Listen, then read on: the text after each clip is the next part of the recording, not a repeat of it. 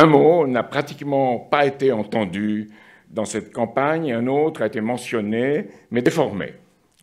Le premier mot est le mot « industrie ».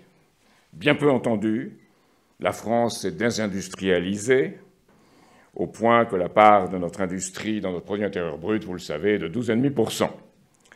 En même temps, le pouvoir d'achat populaire a stagné. Cela doit être dit, redit et affronté par les politiques. Le second mot est « travail », qui a été déformé. Le préambule de notre Constitution, reprenant celle du 27 octobre 1946, déclare que chacun a le droit à obtenir un emploi. Mais on voit aujourd'hui le travail considéré comme un coût ou une variable d'ajustement et non le moteur de l'économie de demain. La question que l'on se pose dans cette campagne, on l'entend souvent, c'est combien ça coûte, combien ça coûte, combien ça coûte. Il n'y a pas d'argent, il n'y a pas d'argent. Au lieu d'entendre la vraie question, combien c'est porteur d'avenir et combien ça coûte de ne pas faire. Je suis ici pour vous parler de cette occasion à saisir, de ce que nous devons faire pour la France de demain, et non pour perdre votre temps et le mien pour critiquer un système dont on connaît tous les défauts et les dangers. L'erreur chez nous est d'avoir conçu un modèle économique fondé sur des services financiers et commerciaux, le tourisme, le luxe, et une recherche découplée de la production. Cette erreur d'inspecteurs des finances, excellents administrateurs, mais ignorants de ce qu'est sur le terrain une industrie. Je suis ici à la fois, bien entendu, pour être écouté, mais surtout à l'écoute. Faisons ensemble ce pari sur l'avenir. Pour moi, dans le lycée, il doit y avoir une filière qui soit la filière pro avec alternance, l'autre sans, une filière générale et une filière technique.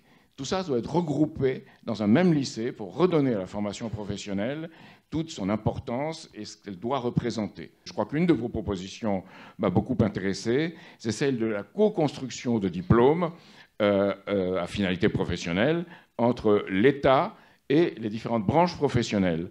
Là, il faut ouvrir. J'ai vu des jeunes à un salon, c'était extraordinaire ce qu'ils avaient fait, c'était BTS, Bac Pro, licence Pro. Ils avaient en 2 ans fait passer une entreprise industrielle au numérique sans qu'elle s'arrête. C'est-à-dire qu'ils l'ont fait passer en cours, en démarche. Et c'est ce genre de choses qu'il faut encourager partout. Je pense qu'il faudrait un Bac Pro sur 4 ans et pas seulement sur 3 ans. Il faut le rétablir et il faut redonner les moyens à ces filières professionnelles. Alors, c'est très intéressant ce qui se passe en Allemagne, parce qu'on s'aperçoit en Allemagne que dans ces filières professionnelles, on commence à chercher des scientifiques, de culture générale scientifique. Alors ça aussi, il faut le mettre dans la filière professionnelle. On doit faire quelque chose qu'on fait rarement en France, examiner le terrain, examiner comment ça se passe et en discuter ensemble entre responsables de l'éducation nationale, responsables des entreprises et aussi dans les ministères, les différents éléphants ou mammouths qu'il faut faire bouger. Faire de l'apprentissage, non pas la voie de garage, hein, parce qu'aujourd'hui, hein, c'est ce que vous disiez, hein, tu feras de l'apprentissage ou tu iras dans les lycées pro parce que tu es un bon à rien. Alors, il y a quelque chose qui a très bien réussi de ce point de vue, je pense, hein, vous me corrigerez si je me trompe, c'est la garantie jeune, où on prend des jeunes décrocheurs, on les forme, ils sont suivis de près par des tuteurs, et ça marche très bien. À mon avis, il faut même donner plutôt 600 € que ce qu'on donne actuellement, 400 et quelques euros à ces jeunes, pour créer une attractivité. Et ensuite, évidemment, ils doivent trouver un boulot. Et ils le trouvent, généralement. Je crois qu'on arrive, parmi ceux-là, qui ne sont pas... apparemment, selon le système scolaire établi les plus doués, on en trouve à peu près 60 à 70% qui trouvent vraiment un travail après. Donc quand on veut, on peut.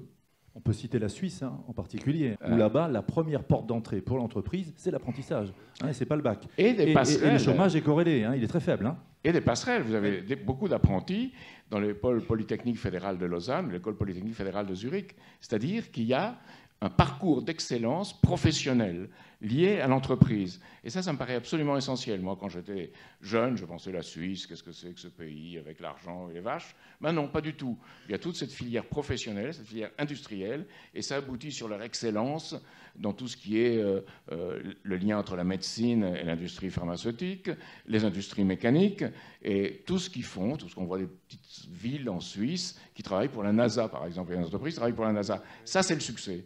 Malheureusement, le système français d'enseignement, c'est la pyramide. C'est fait PISA l'a montré, pour les 10% d'en haut. Et encore, les 10% d'en haut deviennent presque tous administrateurs, ils ne viennent pas créateurs, chercheurs ou chefs d'entreprise. Ça, c'est mauvais, même en haut.